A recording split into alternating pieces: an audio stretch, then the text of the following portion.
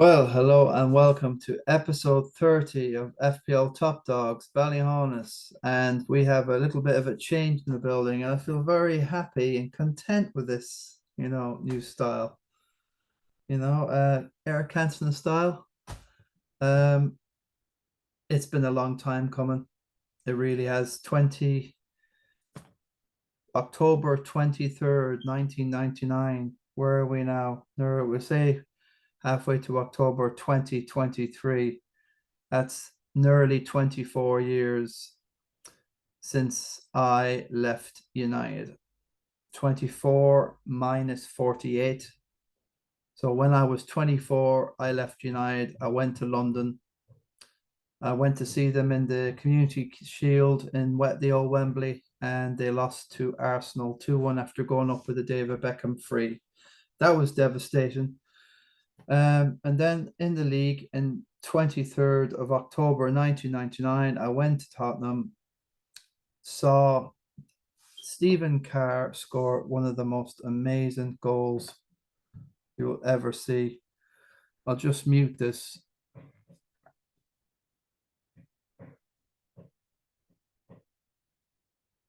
And that day, when that goal went in, 3-1, I just found myself chanting, hold on a minute. It would really help sharing the screen, I know. But yeah.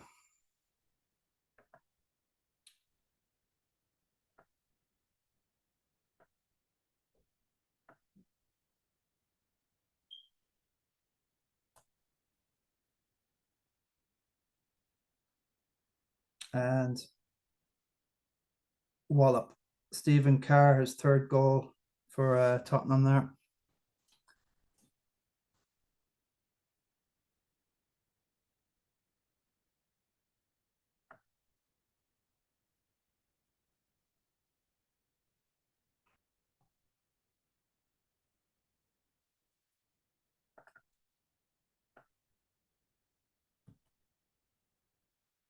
It's only the third goal of Stephen Carr's Tottenham career. Wow! Wowee! So anyway, in that game, Stefan Everson bungled a goal in, and Giggsy, he got the first one.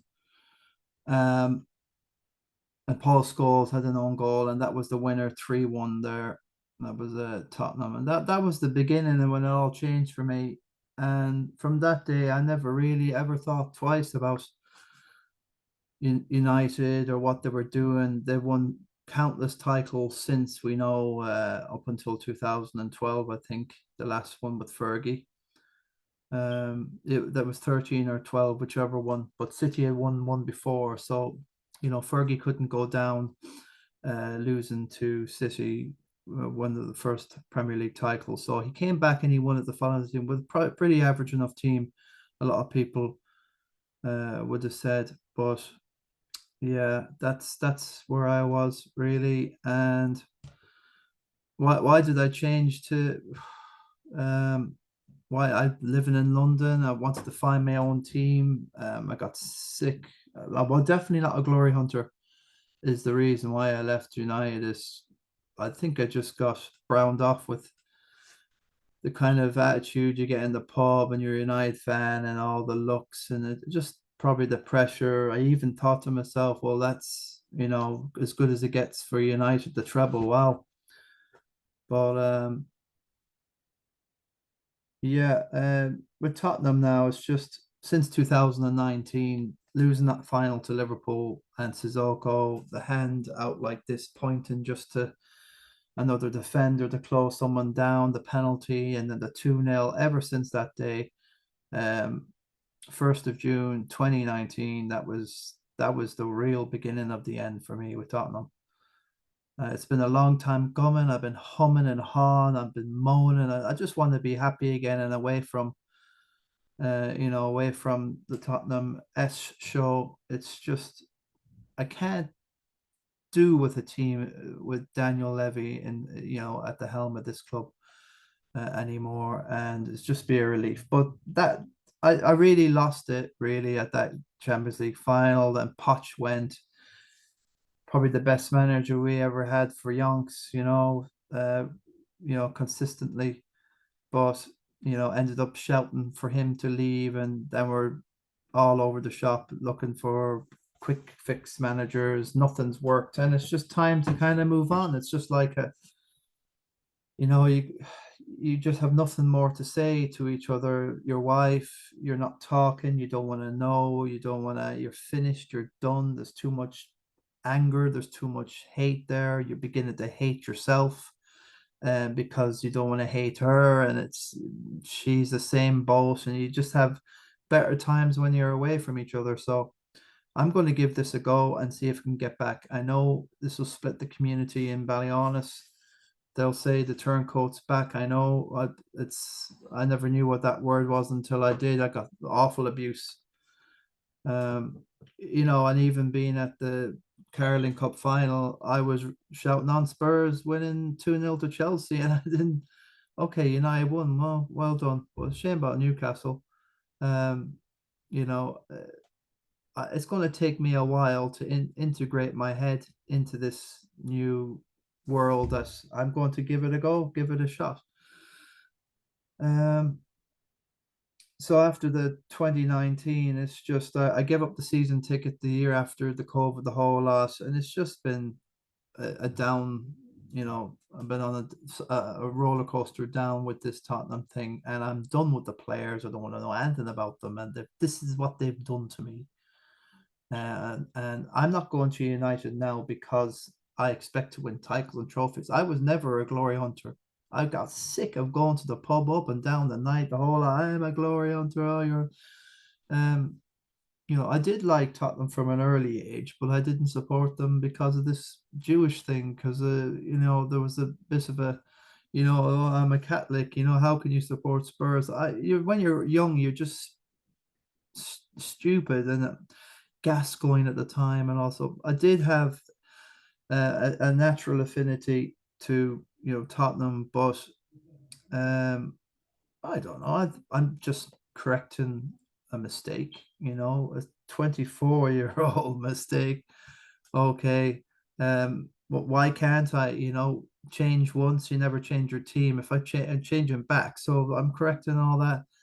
I know, I'm only joking, but no, I'm kind of happy enough in this attire, and I'll just have to see if I can get used to it. I just hope I don't give United any bad luck with this Man City final that they have in the FA Cup coming up on the 10th of June, which is quite late. But this misery about Tottenham and all this, um, yeah, that's just a bit more. Yeah, Spurs won 3-1 the season before in the league at White Hart Lane, and after 99 in October, they won the next season in 2000, 3-1. And of course, they bet United in the treble year 3-1 to knock them out of the semi-final stage. So I'm very well aware of this. It's just at the time I got carried away, and the Irish lads and Robbie Keane was around, and I'm not going to make any apologies for the Spurs stuff. I probably will be torn. I see Tottenham United has the WEGAMAN final, and I can't go back now. I'm making the decision before Thursday night that I'm done. I feel better now what I'm doing tonight here. Listen, I don't care really. I'm going to be shouting on United. It's going to be very hard. It's going to take months, maybe years, to possibly. But the good thing about going back to your former team is the history, the players, the standards that are expected of the club. I know Manchester at the back of my hand. I'm comfortable up in Manchester. I have family up there.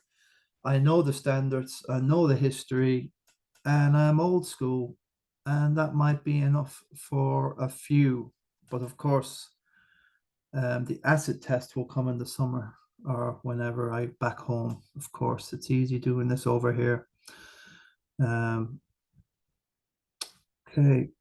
so where are we tonight?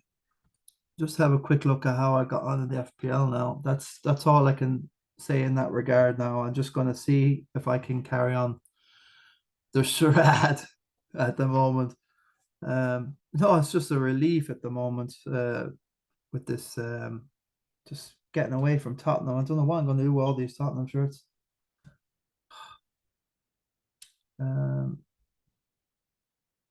Right.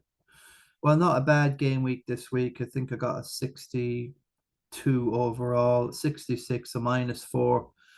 Unfortunately, your man Maddison, this strange sickness, 66, sure, it's just Madison's burned me, totally destroyed me.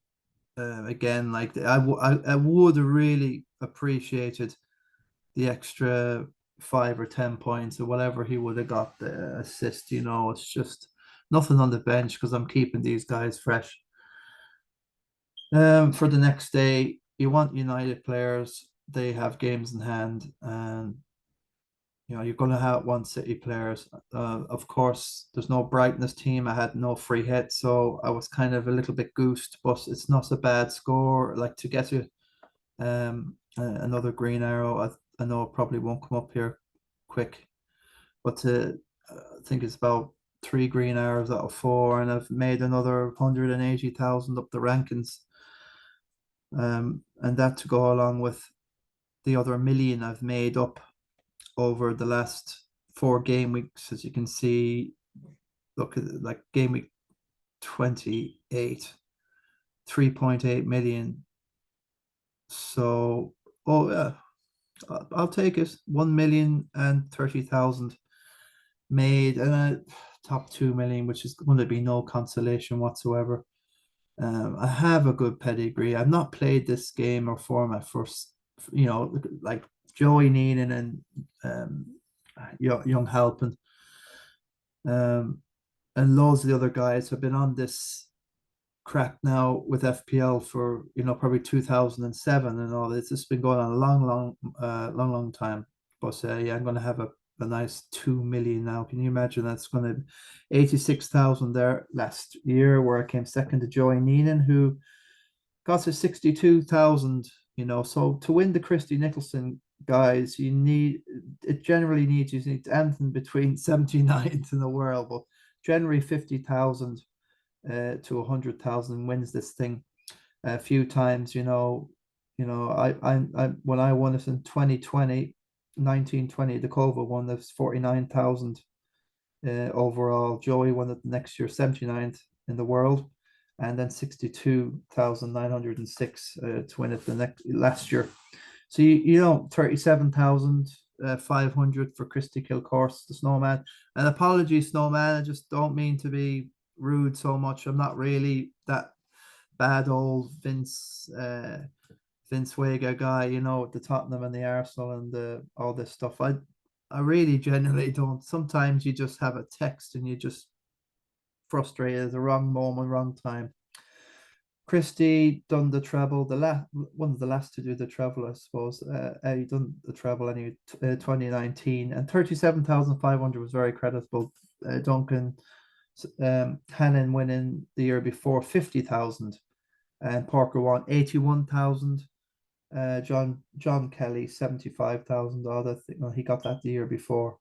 Not sure what he was, but you get what I mean. Like in 2014 when I won it, I got 1,474 in the world. That's very, very good goal. So to win the Christie, it's no joke. So I'll have a nice 2 million there. It's not going to sit right because it's really look odd. It's just I've got just a triple captain left, and it'll be a total miracle if I get anywhere near the million or sub 1 million. Seriously, it's just I feel like a meme at this stage, with this season. The whole season's been a meme for me, a very bad meme. Yeah, but look, I've had Castagna because I knew he'd have a double game week coming up, and he was in my team for quite a while, and obviously Maddison now, that was still an awful letdown, but Salah in early. Andreas, very happy, just tapped that one in. Me's done nothing, Trippier's done nothing. Martinelli, I got him in for a hit, so that's the -4 done. And who did I get? Yeah, Andreas. So the two guys I got in, they done really well for me. 19 points to 4. So I'll be happy with it turned out well, except for the Maddison thing was a bummer. That would have been a nice momentum changer. But I'm not too bad. Not too bad. Could be 2 million better.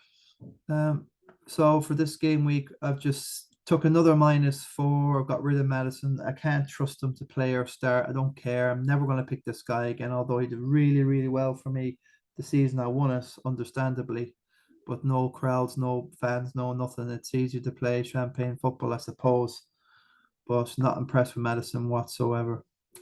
He's out the door, out the window. Got rid of Tony. I might regret that. I know he's got Chelsea coming up. I was worried about the yellow card thing as well, but he's free now. He's fine. He's got through the 32 games for Brentford. He's home and free. So I might regret that. Look, a touch, but I want to get Josh in. I want a bit of excitement. Josh is Salah. Look, Tottenham now and Shaw. This is the thing. I have tghe in there. Do I keep faith with Castagna? Of course, I think Leeds will score against that Leicester defense. The two of them are just as bad as each other. Who's best attacking? I just don't know. It's just like a trust thing. Castagna's done well for me. Shaw hasn't started the league game, I don't think yet. He's not fully back. He did play in the FA Cup against Brighton, kept a clean sheet, kept everybody out. So he'd probably be fit for Spurs. Surely they must have something about themselves after that humbling. And it wasn't really the 6-1 defeat that's made me.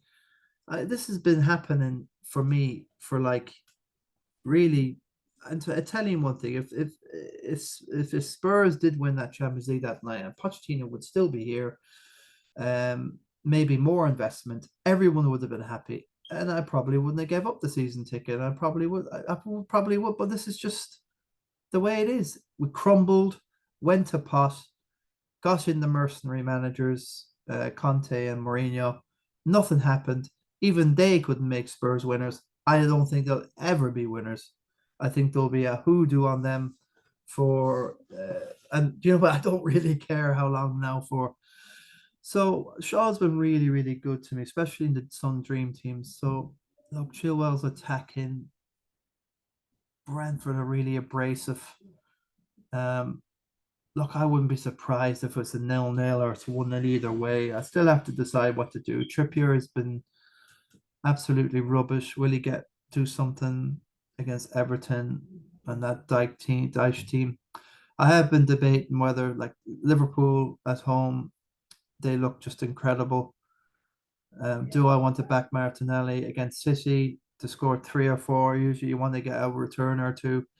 I can't, this is probably the thing to do, is probably bench you for your Arsenal, maybe, for that fixture, take a gamble. I look, Andres has been good, so I have a couple of things to think about, but that's what I've done. I've got rid of Tony and Maddison, and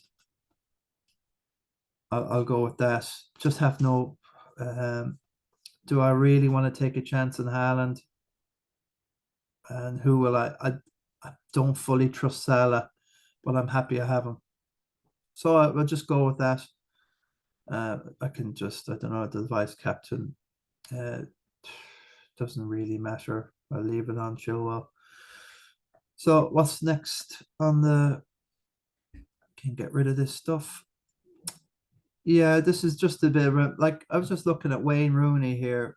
Like I was well a Spurs fan since this goal went in for Rooney. So it's just a long time coming. It's just something from memory lane, I suppose.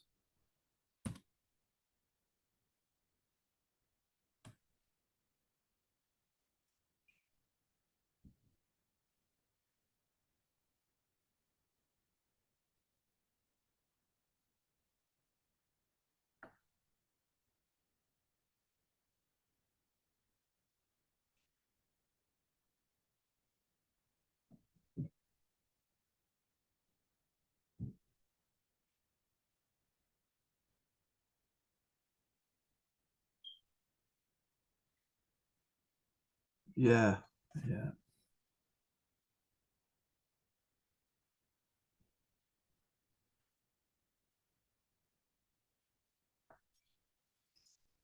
Well, I think I was going to show something like the Rooney thing, but I'm starting to realize with this Zoom thing that they have this auto block or something going on. I noticed that with the Stephen Carr thing. Well, I don't care anyway. Like, but look at Rochdale, 102 year stay in the Football League, came to an end when they lost to Stockport 1-0 a couple of days ago, which I feel sorry for them. Of course, they'll give it a go, but they're in big debt. One of their fans came on board, and people bought the club, but there's no investment and a lack of investment in players, and it's just relegated there after a long time. So they're having a lot of hard trouble, and I'm acting as if you know Spurs is the end of the world and it's my life's a misery. You have to be realistic here. What other teams go through, and how the state of football, like, is more harrowing. Um,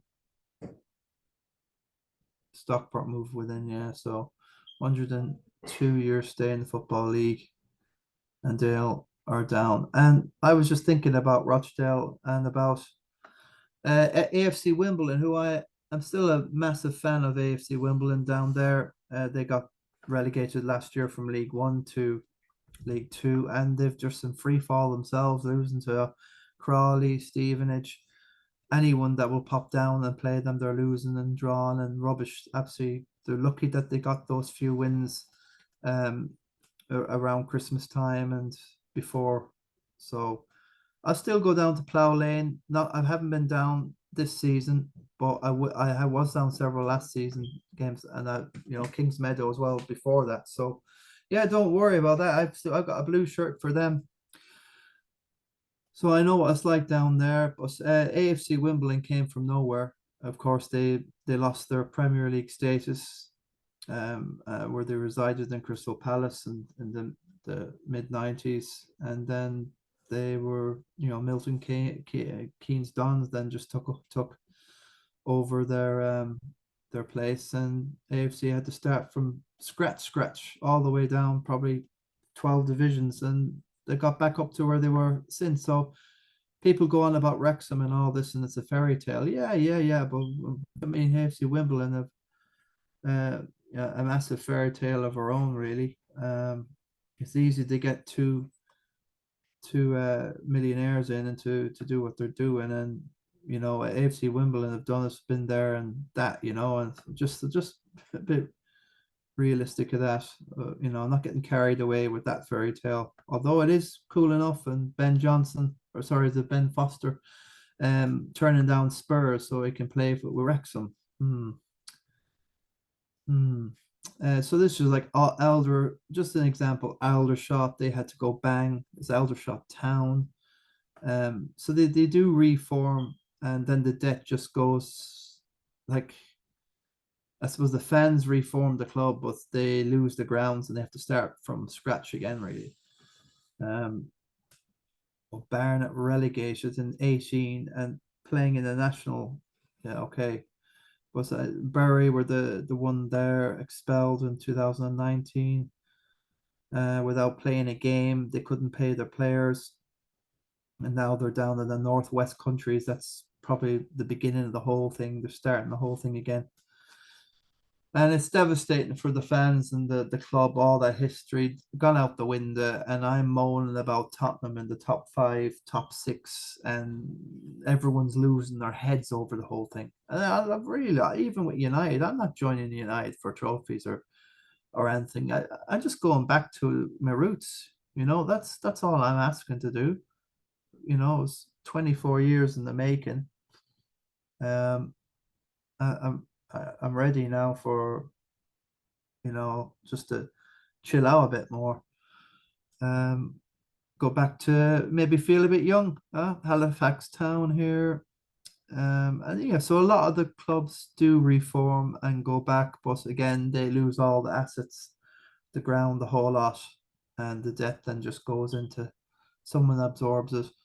Macclesfield Town, I knew that they went defunct as they're playing, so like they do reform mostly all of um defunct York City. Yeah, I remember York City, but playing in the National League. Yeah, so MK Dons, defunct Wimbledon. Yeah, here we go. Relocated and became Milton Keynes Dons.